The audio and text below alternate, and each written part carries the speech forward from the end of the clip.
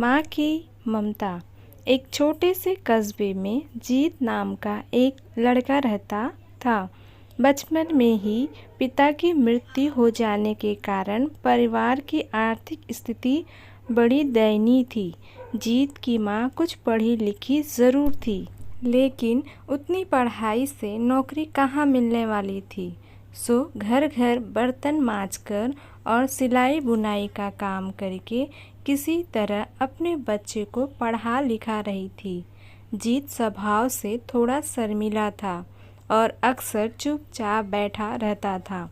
एक दिन जब वो स्कूल से लौटा तो उसके हाथ में एक लिफाफा था। उसने माँ को लिफाफा पकड़ाते हुए कहा, माँ, मास्टर साहब ने तुम्हारे लिए ये चिट्ठी भेजी है, ज़रा देखो तो इसमें क्या लिखा है।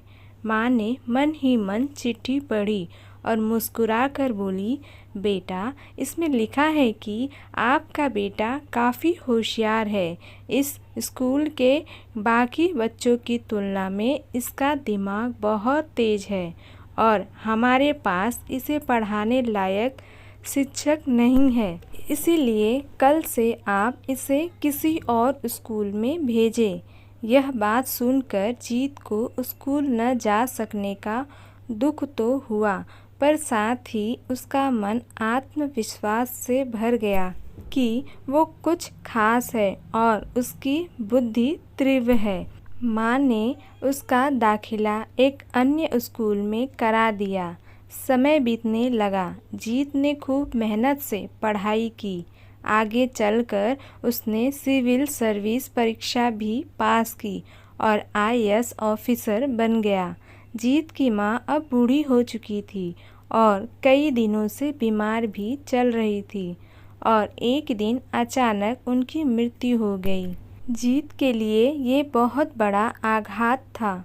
वह बिलख बिलख कर रो पड़ा। उसे समझ नहीं आ रहा था कि अब अपनी माँ के बिना वो कैसे जिएगा।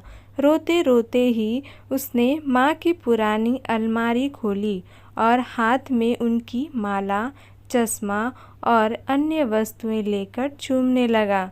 उस अलमारी में जीत के पुराने खिलौने और बचपन के कपड़े तक संभाल कर रखे हुए थे। जीत एक एक कर सारी चीज़ें निकालने लगा और तभी उसकी नज़र एक पुरानी चिट्ठी पर पड़ी।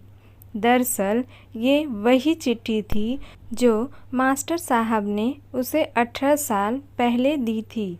नम आँखों से जीत उसे पढ़ने लगा।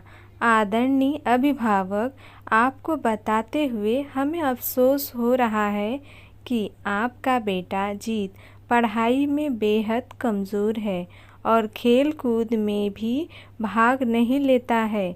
जान पड़ता है कि उम्र के हिसाब से जीत की बुद्धि विकसित नहीं हो पाई है, अतः हम इसे अपने विद्यालय में पढ़ाने में असमर्थ है।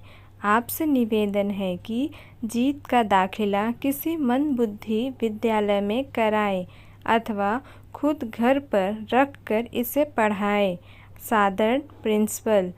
जीत जानता था कि भले अब उसकी माँ इस दुनिया में नहीं रही, पर वो जहाँ भी रहे उनकी ममता, उनका आशीर्वाद सदा उस पर बना रहेगा।